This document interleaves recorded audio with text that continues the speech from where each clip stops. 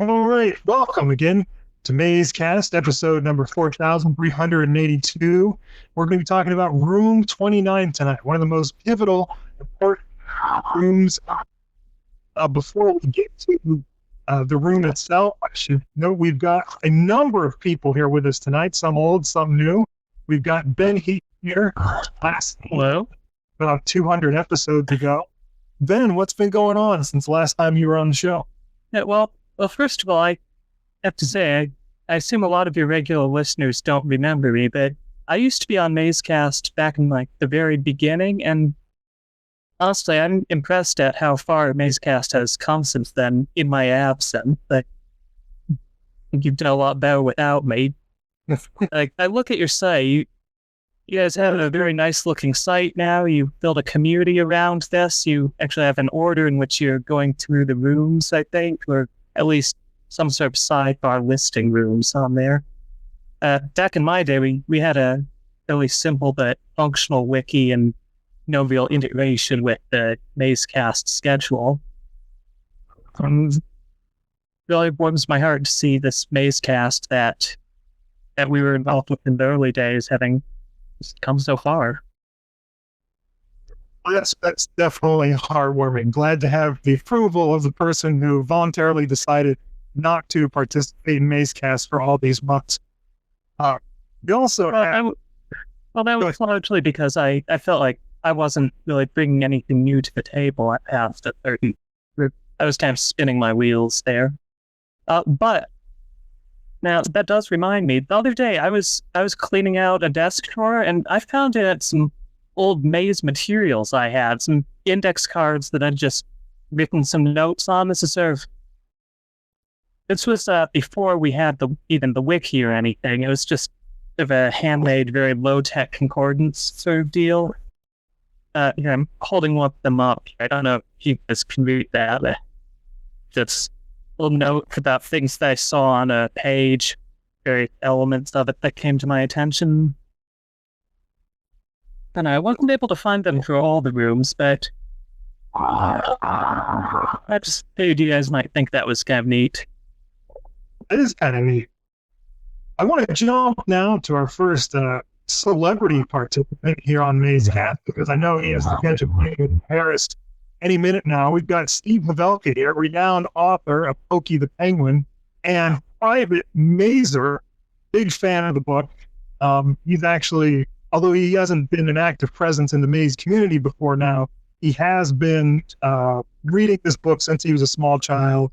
He is a dedicated fan, and in fact, I think he has a pretty unusual story about how he became interested in maze. If you want to tell that story, Steve. Well, sure. It's really the subject of mazes. The first thing that comes to mind is when I was a teenager and I was taking the Greyhound bus up to Vancouver, British Columbia, and I was going to go visit some friends up there. And I was sitting on the bus, and it came to me just kind of in a dream state that I should see if there's a hedge maze in Vancouver, British Columbia. So when the bus pulled into the station up in Vancouver, my friend picked me up from the bus station, and I said, "Is there a hedge maze anywhere in Vancouver?" And my friend said, "Well, I don't know."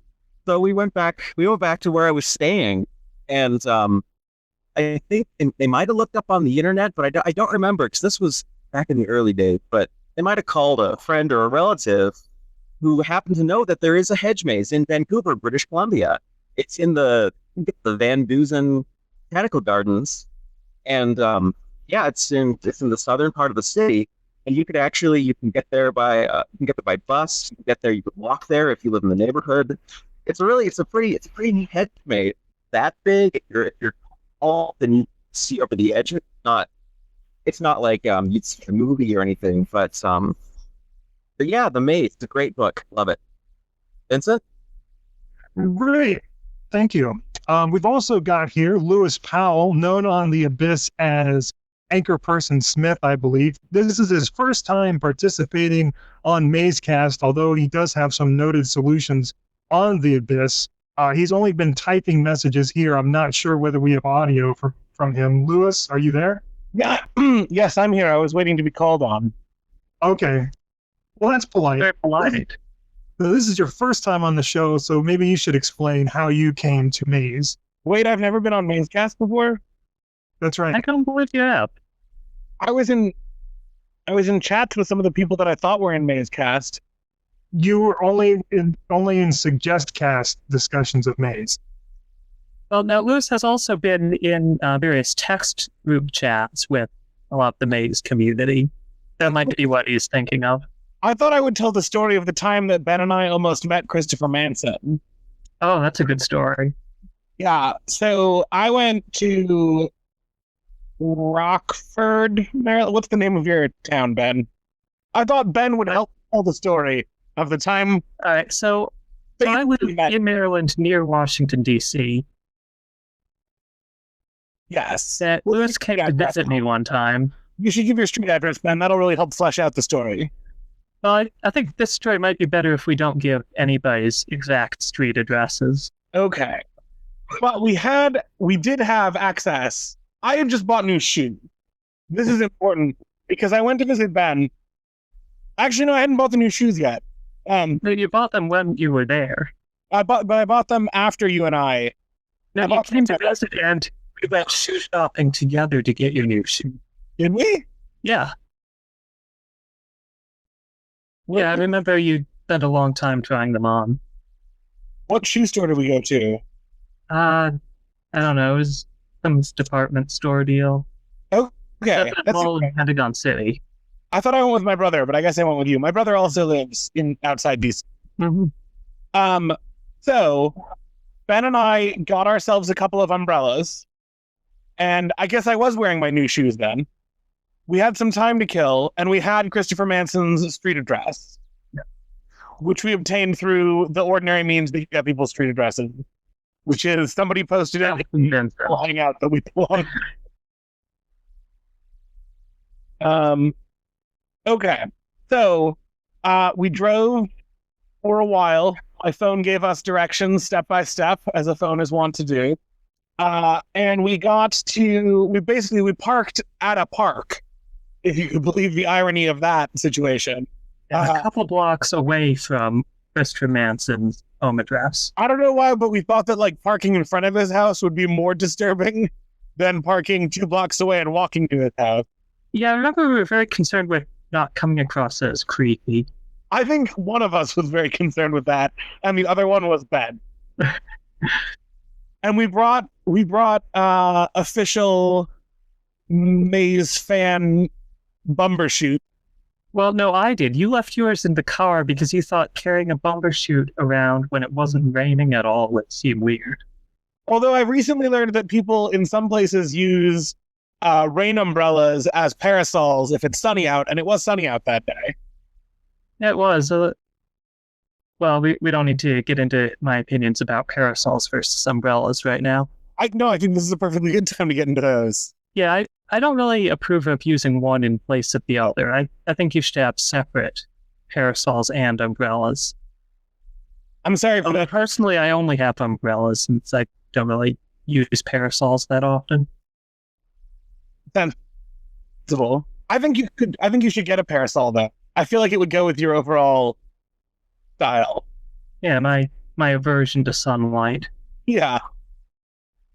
We get up to the door and we verify with our phone that it is the address that we were given. Do we ring the doorbell, Ben? I know that there was a long period of Ring up to the door and knock.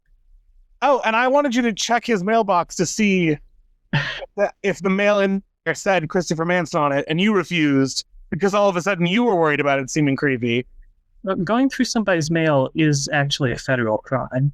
No, that's opening the mail. Knocking on somebody's door is not, I assume. I don't think it's a federal crime to open their mailbox and look to see if it's addressed to them. Well, unfortunately, we didn't have Vincent with us at the time, so we couldn't rely on his legal advice. Vincent, can you now retroactively tell us whether it would have been legal to look at the mail outside only? I think it probably would not have been legal. I don't know whether it would have been a federal offense just to tamper with it to the extent of opening it and looking at it, but it almost certainly would have been some kind of property offense. And to be clear, that's opening the box the mail was in, not opening the mail. So. Yes. Okay. Would you have been willing to represent Christopher Manson in his civil suit against us for tortious neglect or whatever it's called? I think there probably would have been a conflict in that case.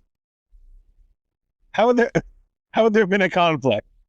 Well, Stealing his mail? As a Maze enthusiast, there's a good chance I'll be called upon as a witness in the case, believe it or not, even though it seems like the information I have to give would be superfluous to the obvious evidence they have. But also, just because you're friends of mine, it would be problematic, I think. But like in a small town, the lawyer's going to be friends with everybody, and that's got to be okay, right? Yeah, I don't know. I guess I'd have to take a hard look at the situation, but I feel as though it would be a conflict. Okay, so we rang the doorbell, mm-hmm. I think, or we knocked on the door. We did one of those two things. And we waited around for a long time. Almost 45 seconds, probably. I think it was at least a minute and a half. And we also did some, I would call it skulking. A little bit of like skulking around to see if there was any movement in the house. Yeah, we weren't really able to get a view of the inside, unfortunately. Yeah, if Christopher Manson is listening to this, I would encourage him to go with more of like Venetian blinds that are open rather than closed, or whatever his situation was. Maybe open the drapes on a nice day so that people can tell if you are inside to sign their umbrella. Yeah, we bought like a silver marker for him to sign the umbrella with, didn't we? Yeah, because if he had just like a black marker, if he had a Sharpie, a regular Sharpie, he would not have been able to sign it effectively. Okay, so we wait there for about 45 seconds, and no one comes to the door. And then I think we decided we should leave. Yeah. So that's how Ben and I almost became best friends with Christopher Manson. How he almost gave us all his maze secret. Yeah.